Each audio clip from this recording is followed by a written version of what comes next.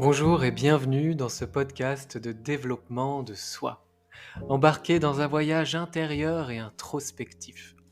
Je vous invite à allumer la lumière de votre conscience pour observer vos phénomènes intérieurs, les reconnaître, les connaître, car ils régissent aussi bien souvent vos perceptions du monde extérieur.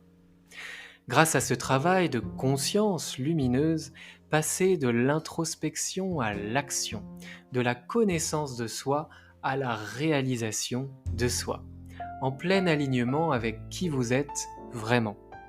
Je m'appelle Romain, formateur et coach aux multiples passions et expertises, et avec mes outils variés, tels que le coaching, la programmation neurolinguistique, la sophrologie, la méditation, l'hypnose, l'equi-coaching, le reiki ou encore le bilan de compétences, je vous accompagne de manière personnalisée, sur mesure, dans votre développement personnel ou professionnel.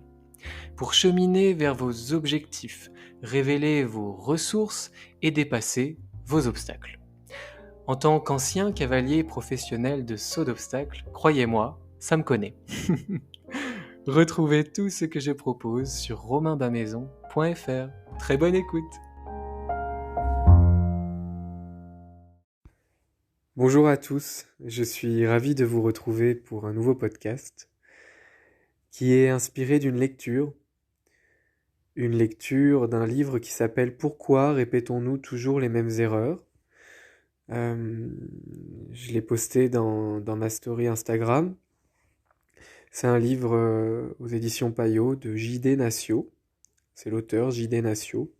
J'imagine qu'il s'appelle Jean-Dominique ou quelque chose comme ça. Et ce bouquin, il m'a fait prendre conscience, une nouvelle étape de prise de conscience. Ça m'a permis de mettre des mots plutôt techniques, vous allez le voir, sur un schéma de répétition lié au traumatisme vécu dans l'enfance. C'est un livre de psychanalyse. Moi, la psychanalyse, je trouve ça intéressant.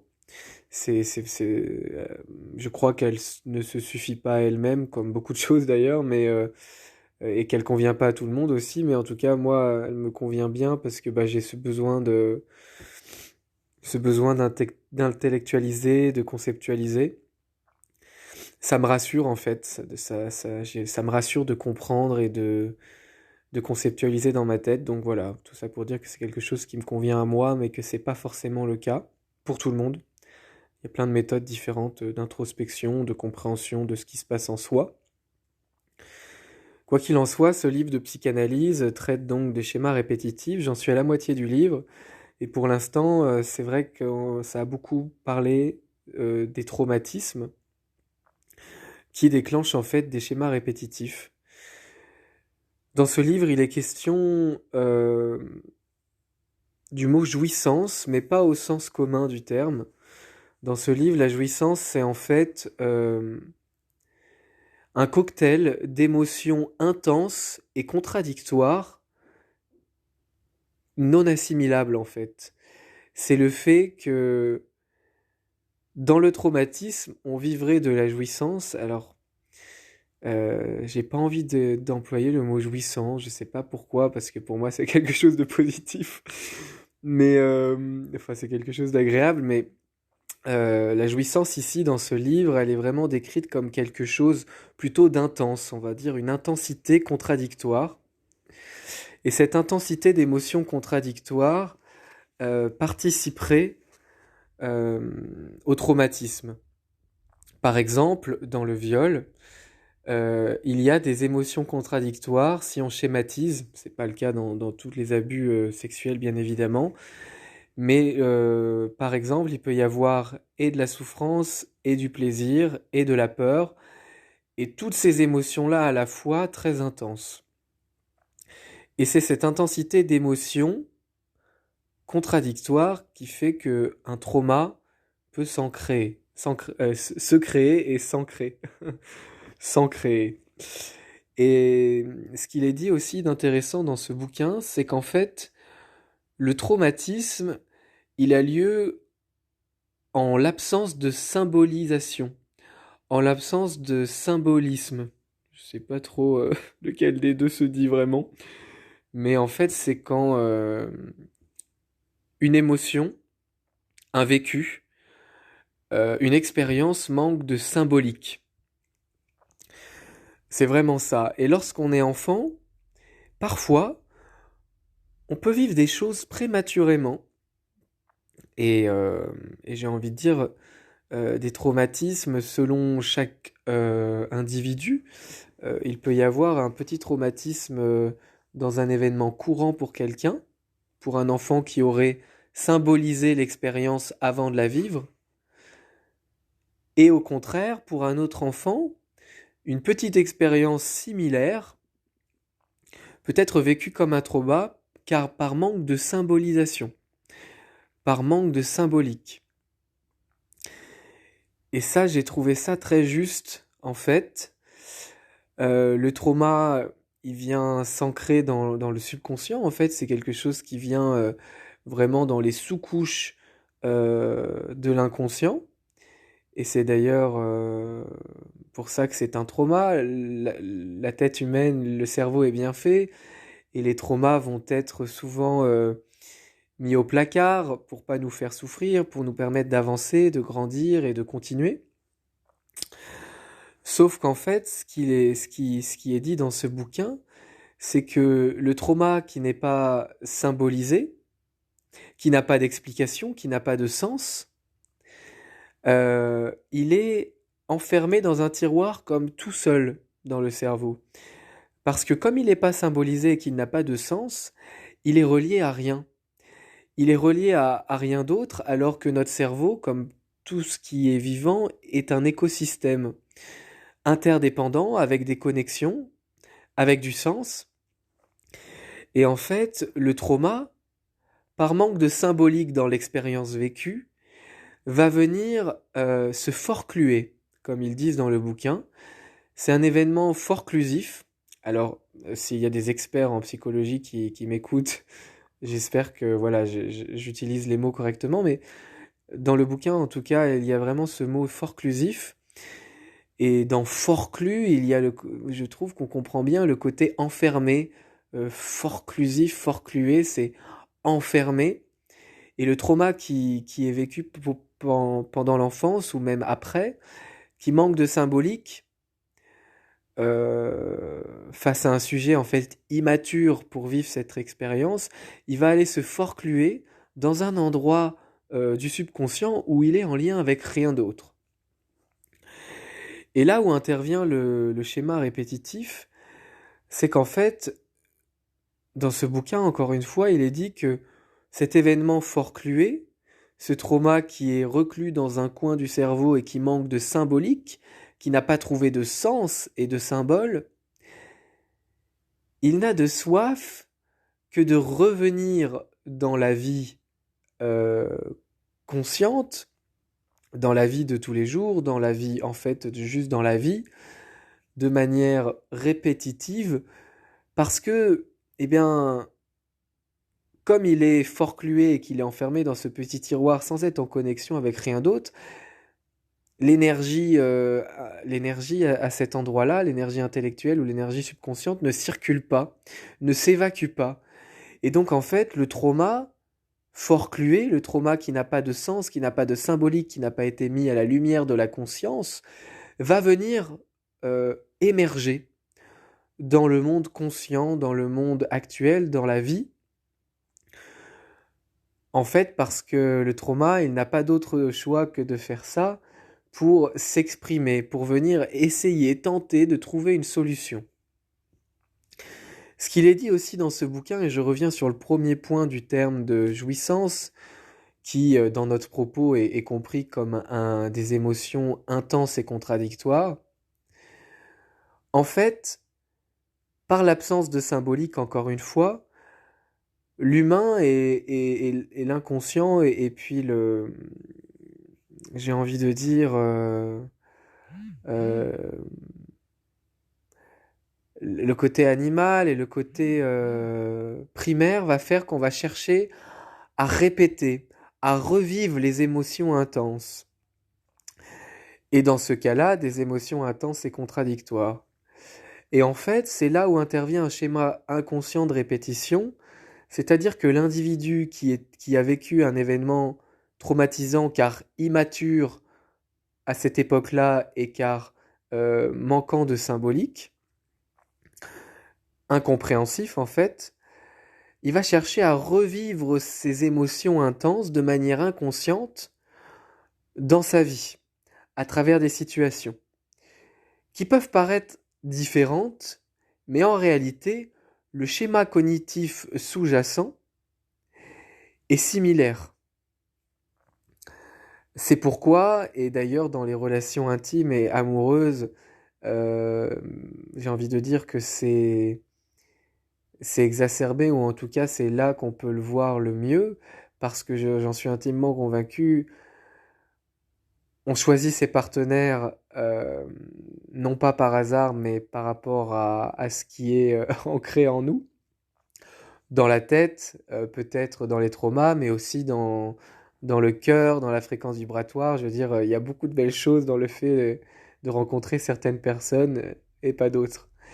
Mais il est vrai que on peut aussi rencontrer des personnes qui vont aller réactiver des blessures, réactiver des traumas, parce que ce trauma forclué n'a que d'appétit que de venir dans la vie consciente euh, s'exprimer. Et j'ai trouvé ça intéressant. Moi, j'ai identifié vraiment un schéma répétitif euh, par rapport à mes relations, par rapport aux personnes que je rencontrais, à la manière dont, en fait, j'appréhendais une relation. Pour être tout à fait vulnérable, j'avais un rapport à la sexualité qui était très culpabilisant. Et en fait, c'est vrai que c'est un travail que j'ai commencé il y a quelques années, et c'est remonté à travers la psychanalyse, cette culpabilité dans l'acte sexuel qui est un acte en fait naturel, qui fait partie de nos besoins primaires, humains, juste qui appartiennent au domaine du vivant. On est fait pour manger, pour boire, pour dormir, pour faire des bébés, c'est comme ça. Et en fait, ce bouquin-là m'a fait prendre conscience de la manière dont inconsciemment, tout ça, ça remontait à la surface dans mon monde conscient pour me refaire vivre une culpabilité dans les relations, dans l'acte sexuel, et pour en fait ne pas savourer pleinement ce qui est acquis de droit de tout simplement vivre en fait. Là-dedans, il y a aussi du transgénérationnel, et ça fait l'objet déjà de deux podcasts et sans doute d'un troisième. Donc je vais pas encore développer là-dessus. Il y a aussi quelque chose qui est transmis dans les générations. Et on en avait parlé dans le podcast sur l'âme. Si en allant vraiment dans un côté spirituel, on peut aussi croire effectivement qu'en fonction de son chemin karmique, on choisit son incarnation, on choisit ses parents en fonction de ce que l'on a à apprendre et à régler. Donc le transgénérationnel peut-être serait aussi un transgénérationnel extérieur par rapport à la famille, aux individus de l'arbre généalogique, mais aussi un transgénérationnel karmique, j'ai envie de dire, par rapport aux vies antérieures. Si on y croit, là c'est encore vraiment lié aux croyances.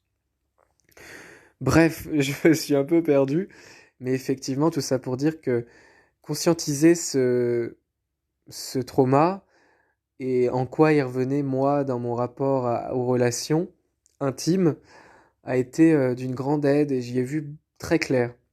Avec la psychanalyse, j'ai identifié en fait l'élément déclencheur, euh, le trauma, euh, le trauma point de départ, j'ai envie de dire, qui a été un événement euh, lié à l'intime, et qui en fait a été vécu par mon petit garçon intérieur, mon enfant intérieur, et mon enfant à l'époque tout simplement en fait, qui était immature par rapport à ce qu'il a vécu à ce moment-là. Il a vécu une expérience qui manquait de symbolique, et c'est quelque chose qui, manquant de symbolique, manquant de sens, et comme c'était quelque chose sur lesquels je ne pouvais pas poser de mots ou de pensée car ce n'était pas symbolisé, ce n'était pas compréhensible, ça a été forclué, ça a été enfermé dans un petit tiroir encore une fois, pendant des années. Et puis effectivement, c'est revenu dans des schémas répétitifs, dans des situations répétitives d'émotions contradictoires et de culpabilité. Et je trouve ça très intéressant en fait de voir ce rapport. Et ce qu'il est dit aussi dans ce bouquin, il parle du rapport trauma et angoisse. Et ce qu'ils disent en fait, c'est que les angoisses que l'on vit, quand c'est des crises d'angoisse répétitives et c'est vraiment une peur inconsciente qui vient s'exprimer là, quand on comprend pas pourquoi on est angoissé et quand ça vient vraiment de manière très intense.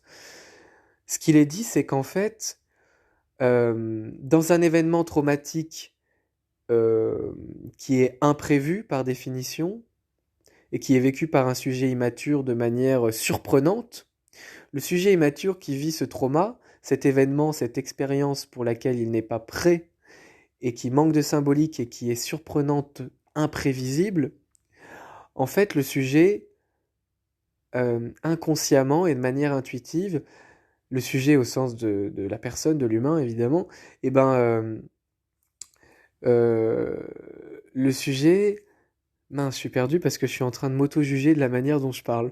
C'est marrant. Euh, oui, voilà. Le sujet, en fait, l'inconscient va considérer que dans cette situation-là, si il avait ressenti l'angoisse, il aurait pu fuir.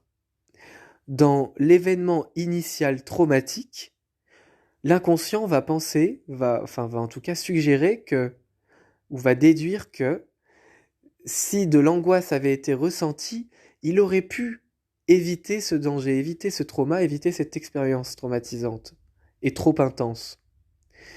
C'est pourquoi les angoisses vont revenir plus tard, un peu comme un effet boomerang, comme une réponse à retardement avec une angoisse qui aurait pu servir dans l'expérience initiale traumatique à fuir. Et j'ai trouvé ça aussi intéressant d'identifier cette origine de l'angoisse qui est en fait une réponse post-traumatique. Mais là, on va au-delà du mot réponse post-traumatique, parce que bah, ça, par exemple, je l'avais déjà entrevu par rapport aux angoisses. Mais là, j'ai compris qu'en fait, c'est que l'angoisse, elle aurait pu servir à fuir. En tout cas, le cerveau reptilien pense à ça, que s'il y avait eu de l'angoisse, il y aurait eu de la fuite.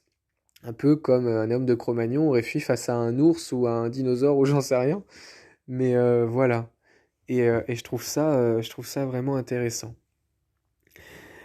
Ce qu'il est dit aussi, et je vais conclure là-dessus parce que c'est une bonne piste de travail, même si le travail c'est pas le mot, mais je trouve que ça va être pas mal pour le chemin, le chemin de vie, de conscience.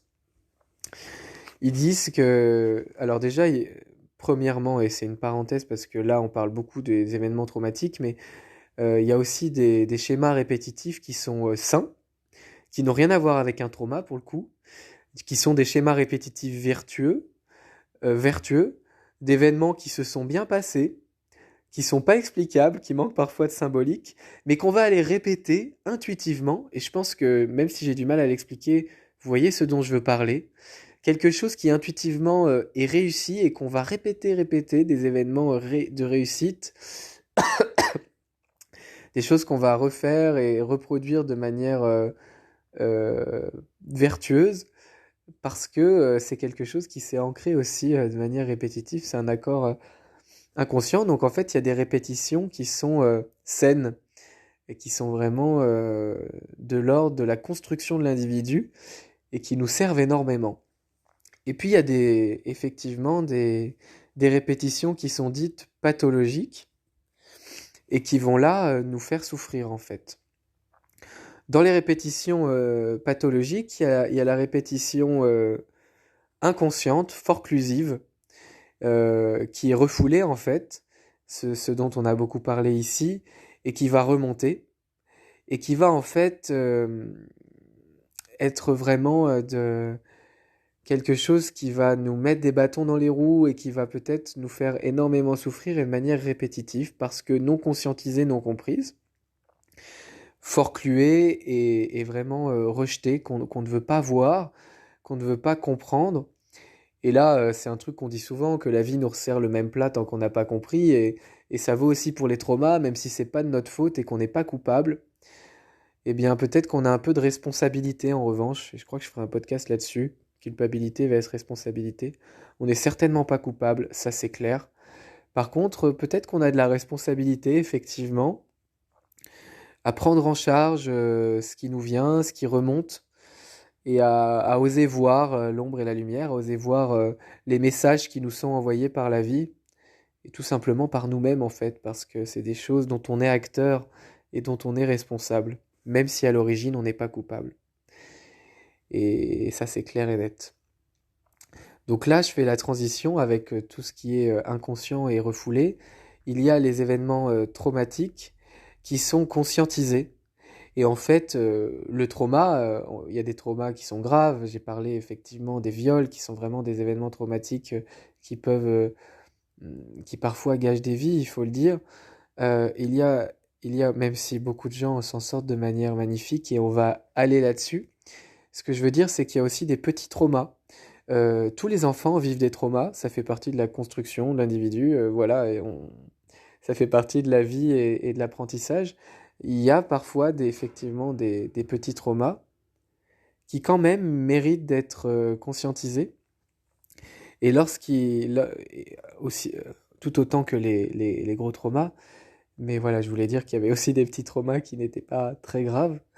Et les traumas pathologiques, en fait, qui pourraient faire du mal, lorsqu'ils sont conscientisés, deviennent quelque chose qui aide l'individu à progresser, à aller au-delà et à se libérer, à gagner en liberté personnelle et à gagner à se construire en fait. C'est vraiment ce qu'ils disent. Donc il y a d'une part, si on veut schématiser un petit peu, la répétition qui est saine et qui est celle de la construction de l'individu, de la confiance et de la virtuosité. Il y a aussi la répétition traumatique pathologique des événements qui sont forclués et refoulés, qu'on ne veut pas voir, qui vont revenir souvent, dans des événements différents ou de manière différente, mais qui vont revenir souvent nous faire souffrir, car il y a un message de ce tiroir isolé qui veut absolument en fait libérer. Il veut pas rester là, ce trauma, il veut être symbolisé, compris et libéré. Et puis il y a effectivement ce trauma, une fois qu'il est conscientisé, une fois qu'on le comprend ou qu'on veut bien le laisser aller ou tout simplement effectivement le mettre en lumière, eh bien il va nous servir à nous construire en tant qu'individu et à gagner en liberté personnelle. Donc, donc voilà.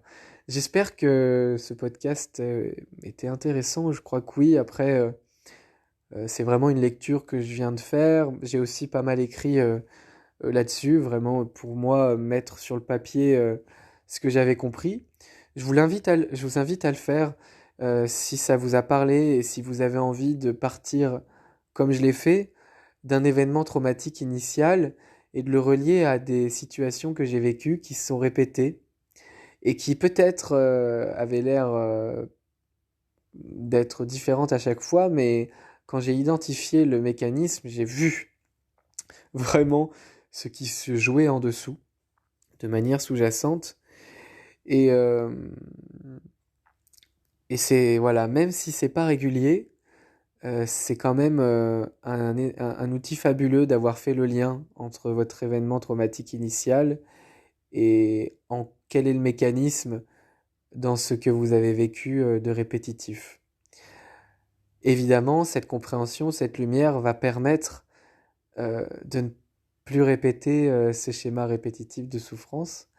Et puis, ça peut aussi permettre de laisser aller les schémas répétitifs vertueux, de comprendre ce que c'est que ces schémas répétitifs.